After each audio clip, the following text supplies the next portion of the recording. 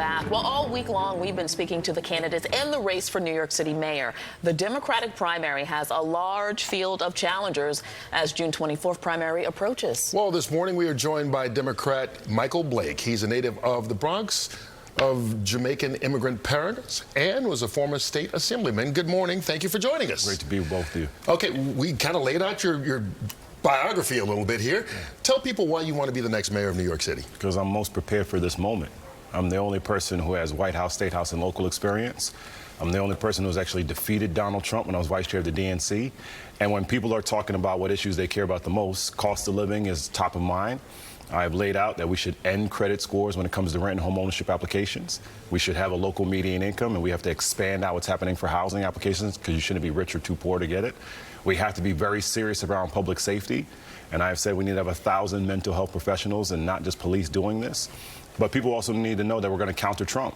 And you have to see that you have a new generation of leadership. And if people are ready for that, my name is Michael Blake, and I want to be your mayor. Okay, so we'll get into some of your policy issues specifically in a second, but I want to ask you, you ran in 2020 for Congress, you lost to Richie Torres.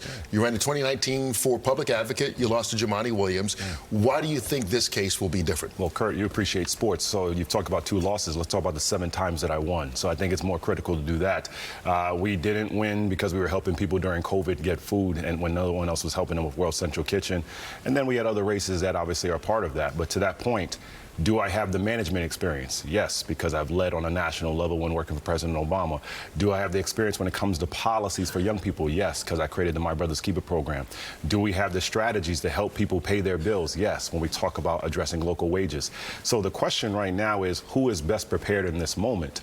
And you do not have to go back to a name of Cuomo. You do not have to go to other names who have not actually helped you. You should actually focus on people who can change the game. So why do you think your message isn't resonating with voters? Because right now you're not really favored in the polls right now. So what is it that the voters are not understanding or getting about your message? I think we need more opportunities like this. I think at the end of the day, Cuomo's name has dominated everyone in this field because of name recognition. And our job now is to make it very clear, as people are paying attention over this final month, that you have a choice, that you have differences. Number 2 in the polls are actually undecided when you look at most of these polls, because at the end of the day, I think most people are still learning what's happening here. We've seen policies and campaigns break late. 4 years ago with Catherine Garcia, when Mayor de Blasio, he was at 3% for an extended period of time. We have not had an actual debate as of yet. So now, when people start to see you've got a handsome Jamaican from the Bronx who's out here right now, things will shift. When you have someone who goes to Knicks games, things will shift. And when people see us on stage and they'll be able to see the thing I care about the most is cost of living. I'm laying out the best way to address that. End credit scores for rent and home ownership applications, local median income because AMI is not working, expand income thresholds on these housing applications, address public safety and education in the same way. I think in that final month when people are fully paying attention and after the Knicks have advanced, then hopefully we'll be able to see things break at that point. Well, we're in it. I mean, 5 weeks until the primaries. There are 2 debates coming up in June. What's your focus? What's your game plan heading into that? And just to follow up real quick, have you qualified for the debate, to the first debate, June 4th? You're going to see an announcement, I think probably by Monday, they'll indicate that. That you have? I think you'll see very confident that we're going to be on both stages. Okay, I apologize. Go ahead.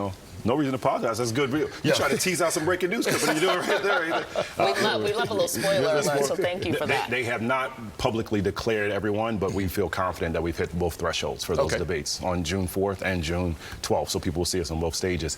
I think at the end of the day, we'll be able to very clearly articulate how we are addressing these challenges. A lot of people can have great one-liners, but they don't have the plans. Also, we got to make it very clear, how do you pay for this? And I've said, reclaim the $2 billion of unclaimed fees and fines, primarily from parking tickets, quite frankly. A vacant apartment tax for someone that's not utilizing New York City as a primary residence. Find better ways around NYPD over time. There was $1.4 billion that was not addressing public safety. And then focus on property tax reform. Many people don't realize Madison Square Garden is not paying taxes, as much as we love that right there. That combination by itself is about $5 billion, which has not raised taxes on 99.9% of New Yorkers. And so to the question we're going to lay out, here is how we address cost of living. Here's how we actually give you better public safety. Here's how we also address what's happening around anti-Semitism and Islamophobia and anti-blackness and anti-Latino dynamics that are happening. And now you have a choice.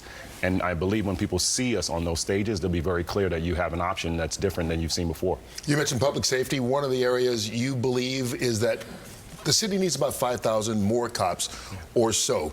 But you think you can address that by changing the way the city polices, which would help with recruitment and retention? Absolutely. So we need to get back to pre-pandemic levels, which essentially be about 35,000 give or take, so we're not where we need to be as of yet. We need to have increased community policing while also making sure that every police officer has a body camera on, so there's accountability on both sides. We do have to see changes happen in Albany around what's going on with repeat offenders. While simultaneously, we do have to close Rikers, which is a part of the long-term strategy. However, we need to have 1,000 mental health professionals at a minimum at our subways and our streets, because they're the ones who are actually trained on addressing this crisis through overdose prevention centers, opioid settlement funds, and voluntary commitment. You do both of those, it's more likely that officers will get hired and trained. I do agree with some of the changes in terms of reducing some of the college credit mandates that were happening, so you have more people to get back on the force. But people have to believe that they can be safe. Everyone deserves to get home. I've endured police brutality twice in my life, and I'm still saying we need to have safety in all regards. All right, I recently learned that you are a minister, also a new husband, and a stepdad of 2 teenage girls. Yeah. Your last pitch Pray for me for all those things. Your last pitch to undecided voters right now that are watching, what do you want them to take away from this interview? That it is time for a new generation of leadership, that you can have someone who has experience at all 3 levels, White House, State House, and local, that you can have someone in Michael Blake who understands how to defeat Donald Trump and can lead our city. You deserve better. And if you believe tomorrow begins today, my name is Michael Blake, and I want to be your mayor. All right, Michael Blake, we finish each candidate by having them choose a question out of the magic fishbowl for Good Day New York. Boy. So you just pick a question and answer it. Don't pick anything salacious, man of God, Oh, because, Lord, you know. oh, Lord.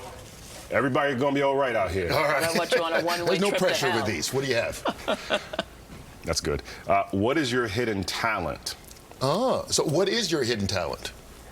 I need to get back to it because it's been a while, but I played piano before, and Okay. I really miss it. I'm actually a pretty good singer. We're not going to do it right now because we got to Come get on, up we got there. Native New Yorker in about 10 minutes. Stick around. Come check us out at Union Grove Missionary Baptist Church. You can hear this double bass get going right there. Okay, so now you've told us you're a pretty good singer and you're a good-looking Jamaican. You said like that. yourself. No, he said Oh, that. you're right. You're right. You did say that. You're not shy. I'm are just you? saying, you just reconfirmed it. I appreciate that right there. That's You're all definitely good. not shy. All Thank this you, black Michael excellence Blake. on stage out here. All right. Thank you for joining us here. A lot of chocolate. Friday. Happy Friday, everybody. All right. Enjoy the weekend. Thank you. Thank you very much. Thank you. Best of luck. Thank you.